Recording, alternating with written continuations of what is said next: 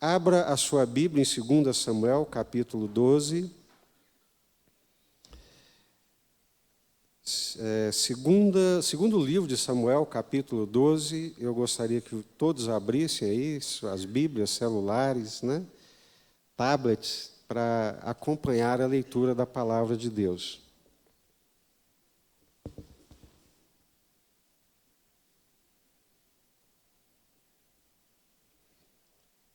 É uma sequência, é a terceira mensagem que nós pregamos em 2 Samuel sobre a vida de Davi, a ascensão de Davi como rei, alguém que sai do obscurantismo e é levantado por Deus, o pecado de Davi. E hoje, como havia lhes dito, nós veremos as consequências do seu pecado. O pecado e as suas consequências. O Senhor enviou Natã a Davi. Natã é profeta, é aquele homem de Deus, que Deus fala com ele, que Deus revela as coisas que ninguém vê, que somente Deus vê. E Natã é esse profeta, porta-voz, boca de Deus. E então Deus envia o profeta Natã a Davi. Chegando Natã a Davi, disse-lhe: havia numa cidade 2 homens, um rico e outro pobre. Tinha o rico ovelhas e gado em grande número, mas o pobre não tinha coisa nenhuma, senão uma cordeirinha que comprara e criara, e que em sua casa crescera junto com seus filhos, comia do seu bocado e do seu copo bebia, dormia nos seus braços e a tinha como filha. Vindo um viajante ao homem rico, não quis este tomar das suas ovelhas e do gado para dar de comer ao viajante que viera a ele. Mas tomou a cordeirinha do homem pobre e a preparou para o homem que havia chegado. Então o furor de Davi se acendeu sobremaneira contra aquele homem e disse a Natã: tão certo como vive o Senhor, o homem que fez isso deve ser morto. E pela cordeirinha restituirá 4 vezes, porque fez tal coisa e porque não se compadeceu. Então disse Natã a Davi: tu és o homem.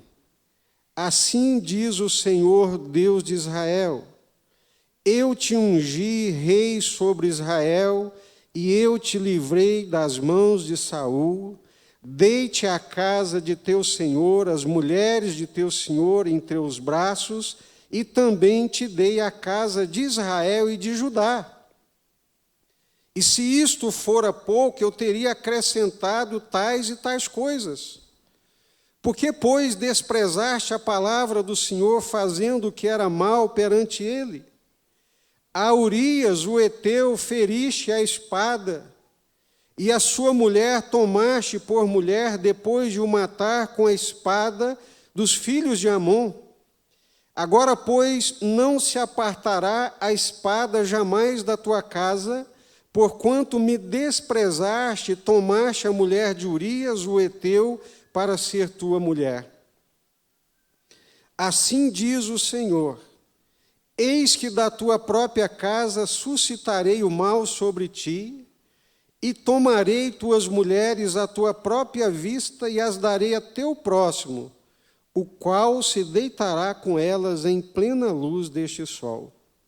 Porque tu o fizeste em oculto, mas eu farei isso perante todo Israel e perante o sol. Então disse Davi a Natã: pequei contra o Senhor. E disse Natã a Davi: também o Senhor te perdoou o teu pecado, não morrerás. Mas posto que com isto deste motivo a que blasfemassem os inimigos do Senhor, também o filho que te nasceu morrerá. E aí segue a história que vocês conhecem muito bem. as narrativas bíblicas, elas são encantadoras, não é? Porque através delas nós conhecemos o caráter de Deus e através delas Deus se manifesta e Deus se revela. Eu sempre lhes digo e volto a repetir, trata-se de uma narrativa, é um texto histórico, não é um texto normativo ou doutrinário, é um texto especificamente sobre Davi e se aplica única e exclusivamente ao seu caso. Então, nós temos textos bíblicos que são normativos doutrinários. Então, ali estão prescrições, regras e normas, e elas são claras. Mas as narrativas, nós precisamos entender isso. Nós não construímos doutrinas sobre narrativas, mas dela nós extraímos princípios que são de fundamental importância e poderosos para nos conduzir espiritualmente para a glória de Deus. Quais princípios nós podemos extrair daqui? Primeiro, pecado é uma transgressão da lei de Deus. Pecado é uma ofensa a Deus. Pecado é uma ofensa ao nosso próximo. Alguém sai ferido, alguém sai machucado, alguém sai lesado, alguém vai sair vilipendiado todas as vezes que nós cometemos um pecado. Pecado é um ato de rebelião contra a vontade explícita de Deus. O pecado quebra uma ordem estabelecida por Deus e gera caos, trazendo consequências. Essa narrativa nos ensina isso de uma forma muito clara, e eu quero falar um pouquinho exatamente sobre o pecado e as suas consequências. O pecado, ele tem consequências. Davi é um homem segundo o coração de Deus. A própria palavra Davi, o nome de Davi, quer dizer amado. Ele era um homem amado por Deus, ele era um homem segundo o coração de Deus, mas era um homem como qualquer outro homem, como qualquer outro ser humano. Mas de alguns homens, Deus não admite determinadas coisas. Eu fico me lembrando da história de Moisés e de Arão. O Arão fez um bezerro de ouro que era um absurdo, que era uma ofensa tremenda a Deus e tudo quanto Deus estava ensinando ao seu povo. E Moisés simplesmente bateu na rocha.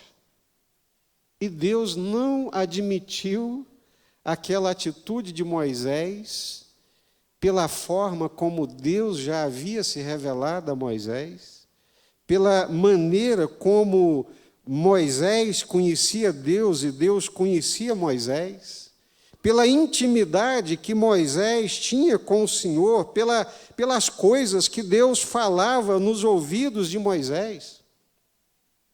Era um relacionamento tão íntimo entre Deus e Moisés, que um dia, quando Arão e Miriam, os dois irmãos mais velhos, resolveram falar algumas coisas de Moisés, difamar Moisés, o Senhor os repreendeu duramente.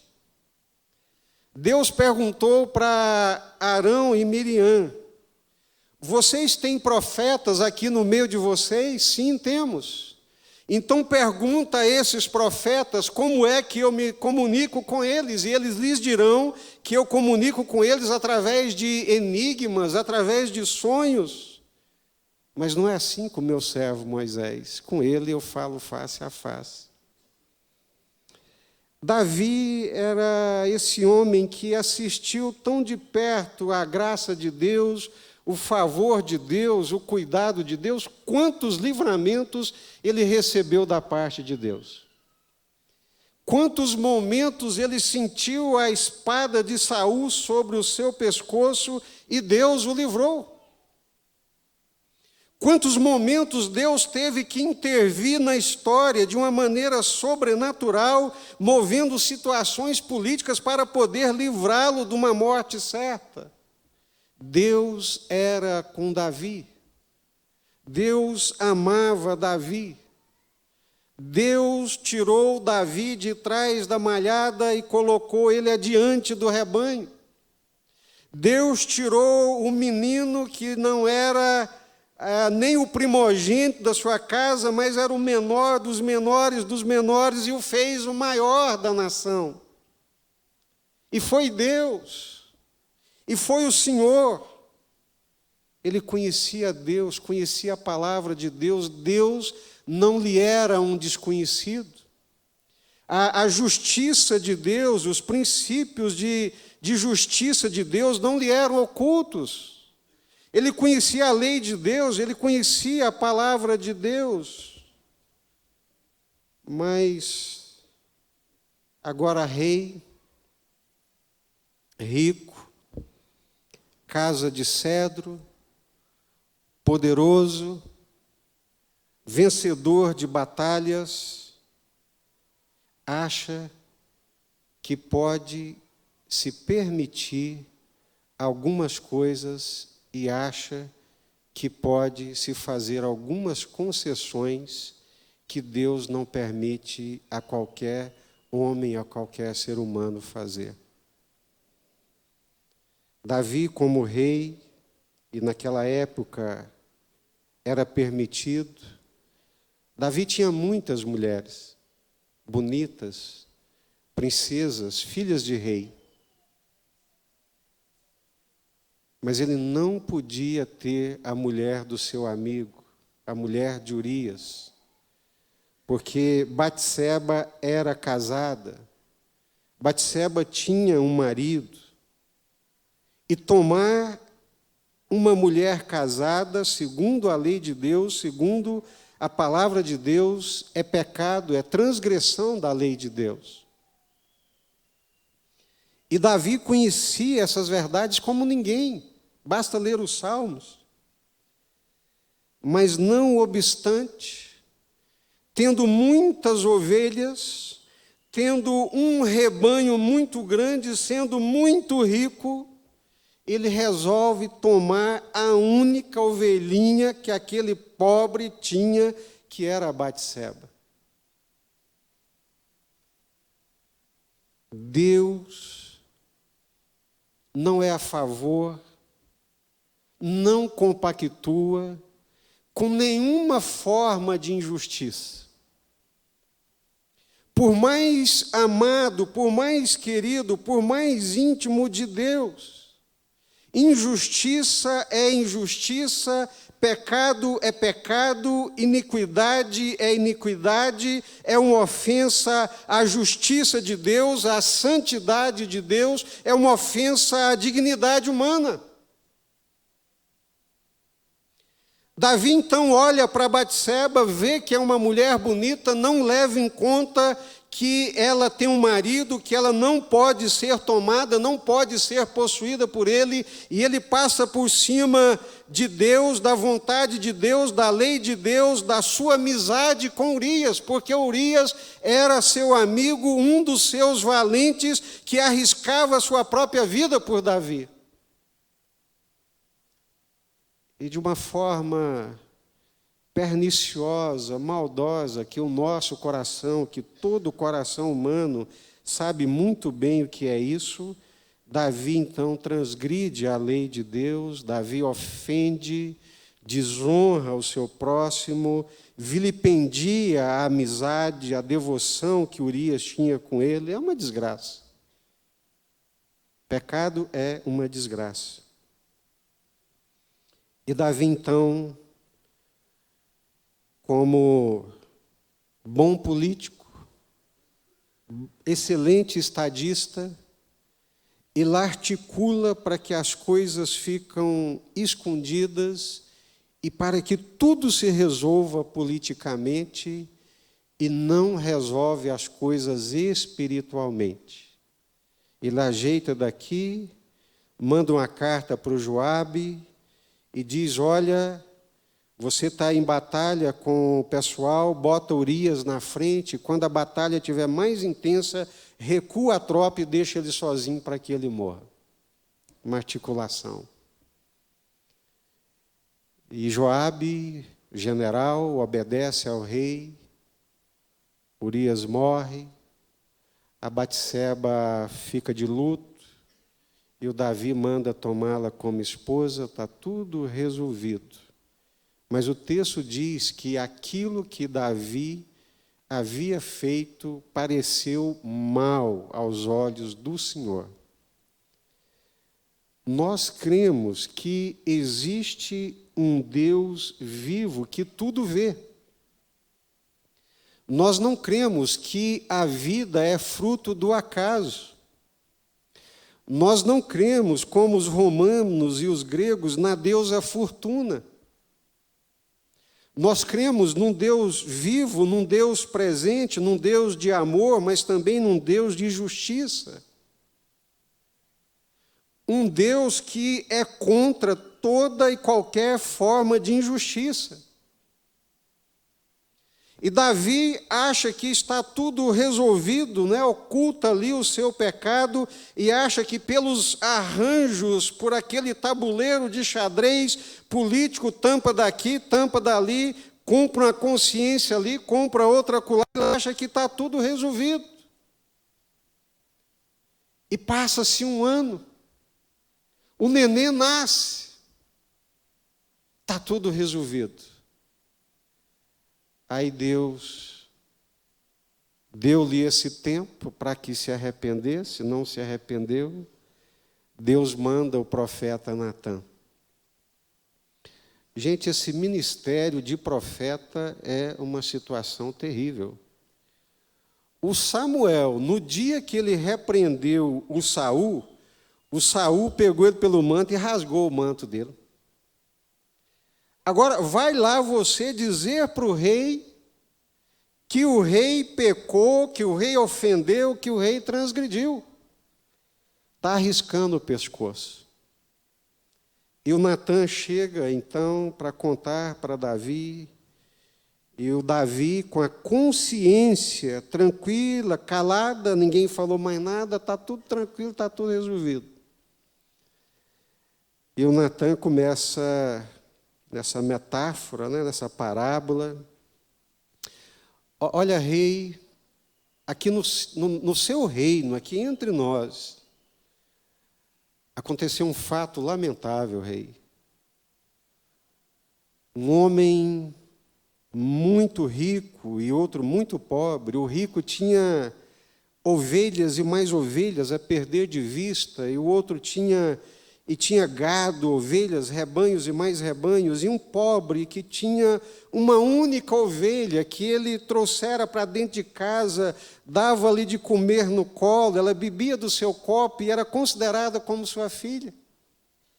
E um dia vem um visitante para a casa do homem rico, e esse, ao invés de tomar uma das suas ovelhas, um do seu gado, do seu rebanho, ele vai, por ser rico, toma a ovelhinha do pobre e a mata. E ele ia falando, e o Davi ia se enfurecendo, tomado de uma justiça própria, e ele vai ficando ruborizado, cheio de justiça, e diz: tão certo como vive o Senhor, o homem que fez isso deve morrer.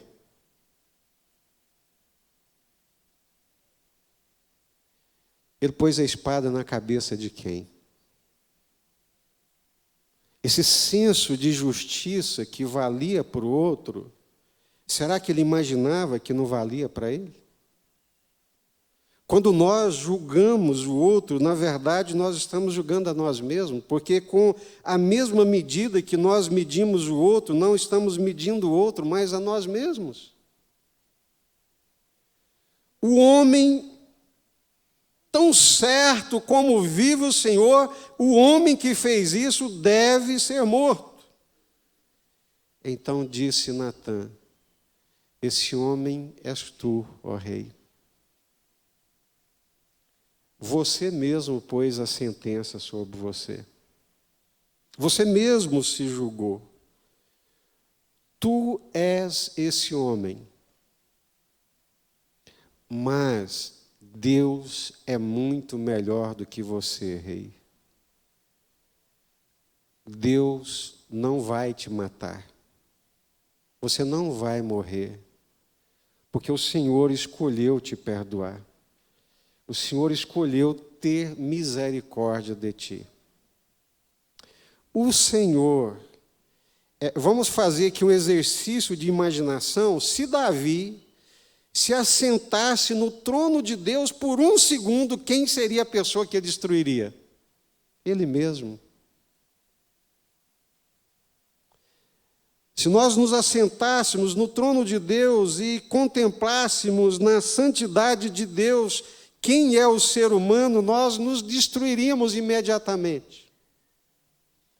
Mas Deus é tão bom, tão misericordioso com Davi, isso é de Deus, não existe aqui uma regra. Deus tem misericórdia de quem Ele quer ter.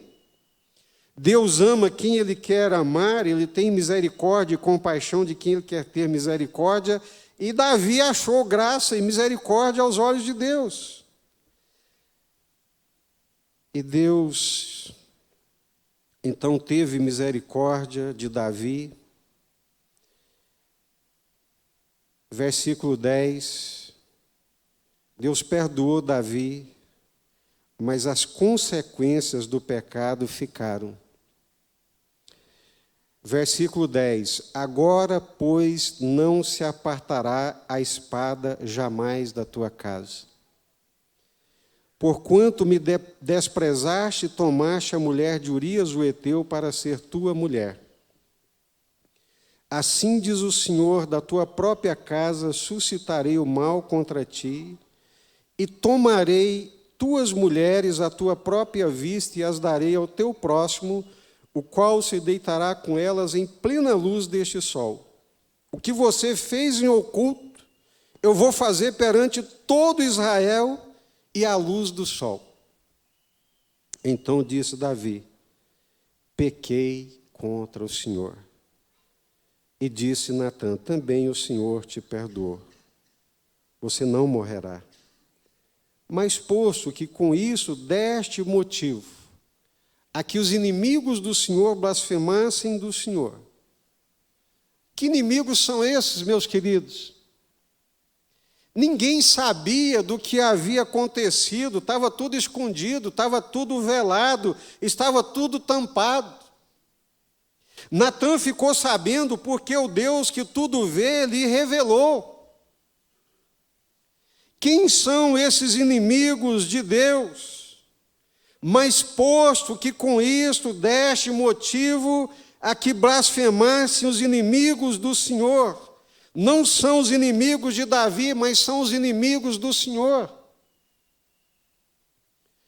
O acusador, Satanás, o inimigo de Deus, da humanidade, comparecia, vamos assim dizer, constantemente diante de Deus para zombar de Deus por causa de Davi. Esse é o homem, segundo o teu coração, que vai fazer toda a tua vontade?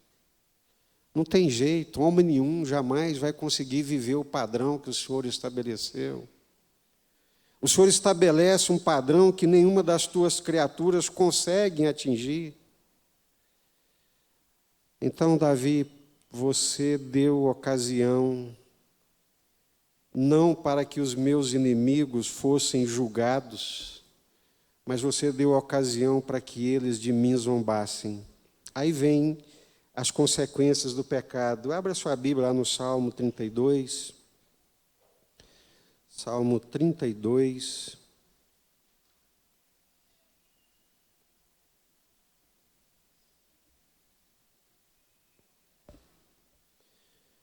Salmo 32.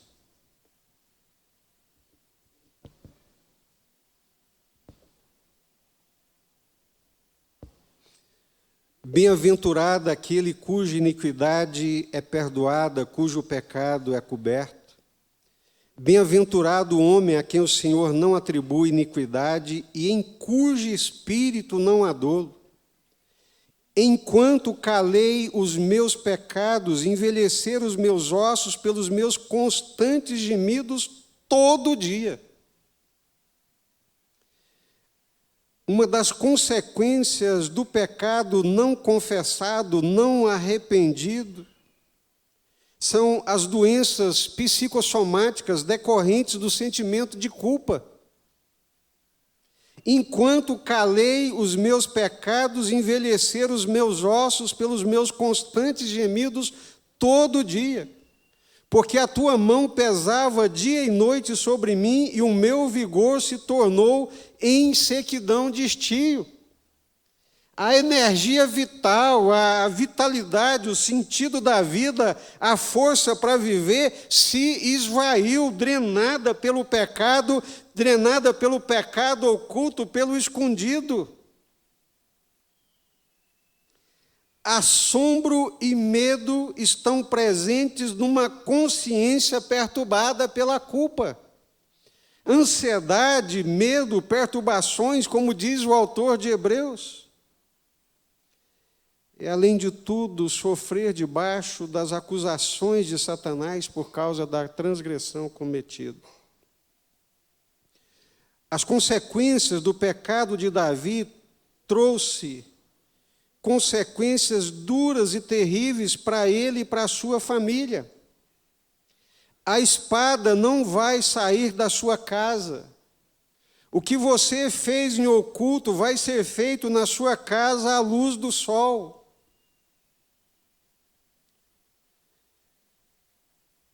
Anom, um dos filhos de Davi, de repente é tomado por uma paixão maluca e avassaladora por sua própria meia-irmã Tamar. E assim como seu pai articula e traz aquela menina para dentro do quarto e a força sexualmente,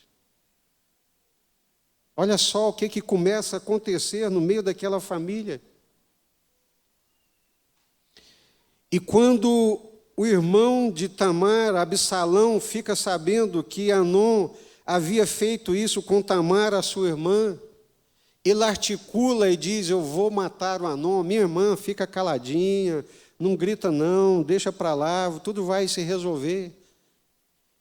E deixa passar 2 anos, depois de 2 anos, no momento da tosquia das ovelhas, ele chega para o seu pai, o rei Davi, e diz: meu pai, eu quero te convidar, juntamente com os meus irmãos, para irem celebrar conosco ali o momento da tosquia. E o rei diz: não, meu filho, é pesado para você, não posso ir. Não, mas deixa aí os meus irmãos. Deixa aí os meus irmãos, deixa aí o Anom, deixa aí os meus irmãos. E os irmãos foram. E o Absalão disse para os seus servos: eu vou distribuir o vinho, e quando o pessoal estiver meio alegrão aí pelo vinho, e eu der o sinal para vocês, vocês matem o Anom. Não tenham medo, pode matar. E o irmão Absalão, filho de Davi, mata o seu próprio irmão. Passa um tempo, esse Absalão, filho de Davi, que era considerado como o homem mais bonito de Israel. A Bíblia diz que ele era bonito, forte, formoso, que sobressaía. A cabeleira dele diz que era uma coisa assim linda, extraordinária. Era um Apolo, um herói, né, que enchia os olhos. Esse Absalão, ele se levanta contra o seu próprio pai para matá-lo. E num confronto de batalha e de peleja, o Absalão, filho de Davi, mais um filho, é morto à espada. Depois vem o outro filho de Davi, que é morto pelo seu irmão. O Adonias, quando Davi está lá, morre, não morre, o Adonias achou que o trono era dele, e o trono era do Salomão, não era dele, e ele articulou e queria se ajeitar para tomar o governo, e o Salomão manda o seu general, vai lá e mata o Adonias. Um irmão que mata outro, uma espada que não sai da casa, um incesto que acontece no seio daquela família, e depois o Absalão que dorme com as mulheres de Davi no terraço do palácio para que todo Israel pudesse ver. O pecado é transgressão da lei de Deus, e toda transgressão da lei, ela traz consequências, ela traz punição. Outro dia, no nosso encontro de casais em Caldas Novas, lá vamos nós, felizes, alegres, participamos do encontro de casais, aquela beleza, voltei, passa 2 semanas, chega uma multa lá em casa. Eu falo, não é possível. Penalidade, trafegando com o farol apagado, o farol não estava aceso. Vai reclamar? Transgrediu. Existe uma lei. A transgressão, ela traz consequências, desde a morte eterna até uma morte física precoce, enfermidades. O apóstolo Paulo, escrevendo ali para os Coríntios, no capítulo 11, ele dizendo sobre o ser igreja, ser corpo de Jesus Cristo, que nós deveríamos participar, sim, da mesa do Senhor, mas que deveríamos saber como estaríamos participando. Abra lá a sua Bíblia, em 1 Coríntios, capítulo 11.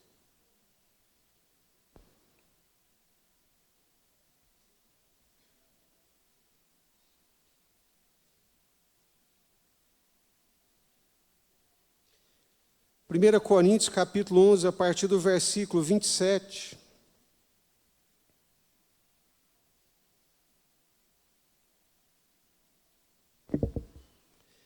Por isso, aquele que comer o pão ou beber o cálice do Senhor indignamente será réu do corpo e do sangue do Senhor. Deus nos livre. Examine-se, pois, o homem a si mesmo, e assim coma do pão e beba do cálice. Pois quem come e bebe sem discernir o corpo, come e bebe juízo para si. Eis a razão porque há entre vós muitos fracos, muitos doentes e não poucos que dormem. Dormir aqui não é dormir deitado na cama, literalmente descansando, é óbvio.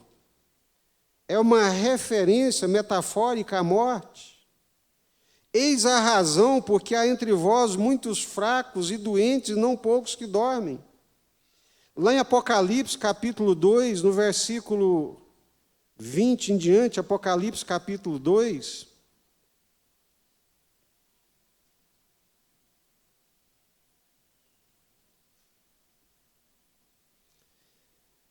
Apocalipse, capítulo 2, a partir do versículo 20. A igreja em Tiatira, último livro da Bíblia, capítulo 2, versículo 20. Tenho, porém, contra ti o tolerares que essa mulher, Jezabel, que a si mesmo se declara profetiza, não somente ensine, mas ainda seduz os meus servos a praticarem a prostituição e a comerem coisas sacrificadas aos ídolos.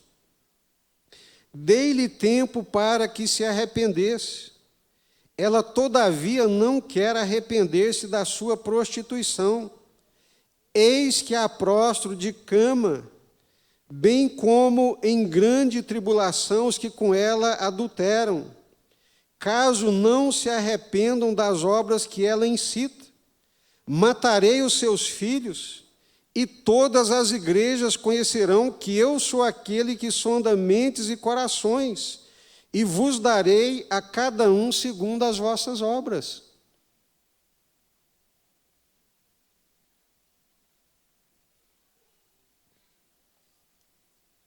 Louco é aquele que brinca com o pecado, que flerta com o pecado e que não entende as consequências decorrentes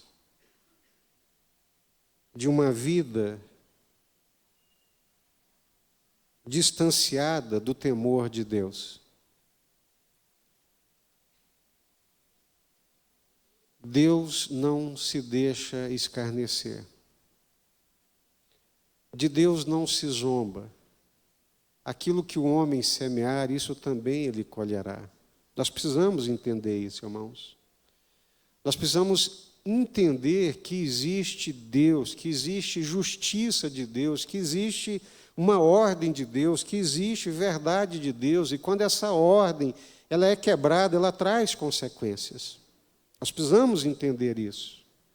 Nós precisamos entender que o caminho de Deus, a verdade de Deus, a vontade de Deus, ela é real, ela é verdadeira, e ela é o caminho de Deus para todo ser humano. O caminho de Deus, ele é reto, ele é direito.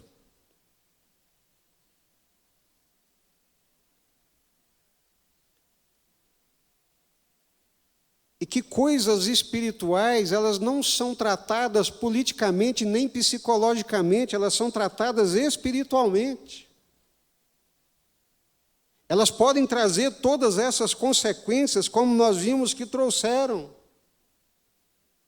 Mas enquanto Davi não se arrependeu do seu pecado, enquanto ele não confessou o seu pecado, enquanto ele não chegou diante de Deus, e reconheceu no Salmo 51, um salmo de contrição, um salmo de arrependimento. Pequei, Senhor, e eu pequei foi contra o Senhor, e fiz o que é mal aos teus olhos. Purifica-me, Senhor, então eu ficarei mais limpo, mais alvo que a neve. Lava-me com hisopo, e eu ficarei limpo, eu ficarei purificado. Quando nós entendemos a desgraça que o pecado é, a maldade que ele provoca, a destruição que ele faz sobre o outro, a miséria que ele é na nossa vida e na vida do outro, e nós somos pecadores, infelizmente, não estamos livres desse mal, dessa desgraça. Mas nós somos pecadores que nos arrependemos, que consertamos, que nos arrependemos, que confessamos e que também restituímos quando é preciso restituir. O que limpa, o que purifica, o que nos torna mais alvos do que a neve, que transforma a nossa consciência de uma consciência perturbada, acusada, é o arrependimento, é o reconhecimento. E eu gostaria muito também, e eu preciso dizer isso,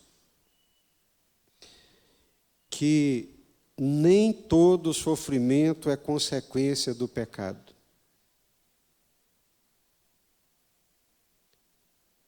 Que nem toda adversidade que nós passamos é consequência de pecado.